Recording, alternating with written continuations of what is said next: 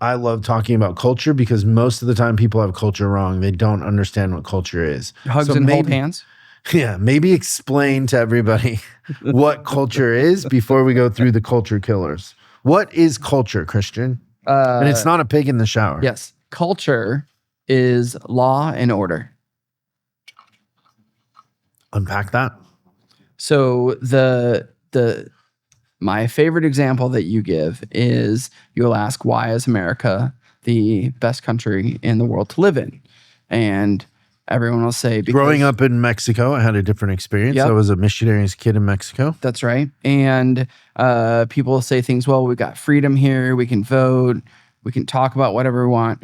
But the real reason that this is one of the best countries in the world to live in is because we can walk down the street and for the most part be really comfortable that no one's going to walk up to us and shoot us in the face.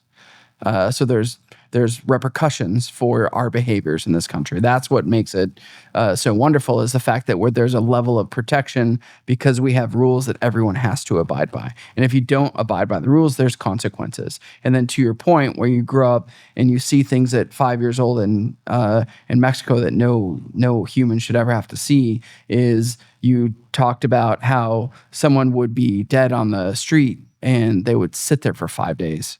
Like, it just was a thing that happened because there wasn't law and order. Right. And it's sending a message. That the preference is that they had to stay there, Yeah. right? So, I mean... So, yeah, there has to be law and order.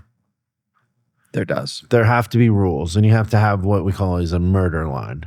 Yep. There has to be some point of, okay, this doesn't work anymore. Yeah, and it's completely non-negotiable. You can call it boundaries, you can call it whatever you want, but there has to be a murder line. And so when we talk about things that kill the culture, which when I ask people like, hey, what is culture? They usually get it wrong. And then I say, well, what's the opposite of culture? And then they usually kind of get it right. And that's chaos, right? So the opposite of culture is chaos. So what sort of things throw a service department into chaos is another way to approach this, right? Yeah. Same and sort I think of thing.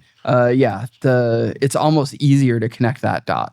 Yeah. It's like what causes chaos in service department as opposed to the culture killers, but they're the same exact answers. And so the first one I have here, the number one killer of culture in your service department is a guy that tells dad jokes all the time. Yeah, that will confuse everyone.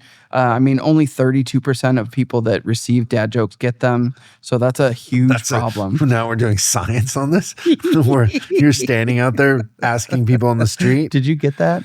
No. So funny.